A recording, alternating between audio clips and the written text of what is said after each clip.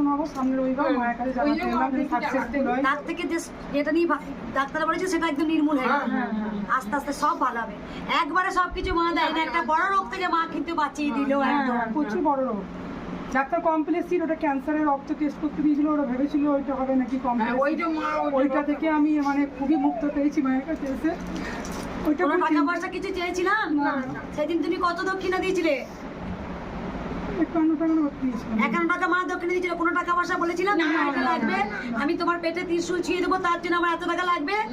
না মা, আজকে আমি জানি মাকে একটা শাড়ি তাই জন্য উপকার হয়েছে অনেক বড়, তাই জন্য দেখুন আজকেই মায়ের জন্য ফল নিয়ে এসছে। আর শাড়িটাও কিন্তু আমি চাইনি, শাড়িটা তোমার কি মনে হয়েছে? মাকে দেবো, তাই ভালোবেসে ভক্তরা যা দেন তাই মা খুশি করে নেয়। একবার সবাই আপনারা উলুধ্বনি দিন।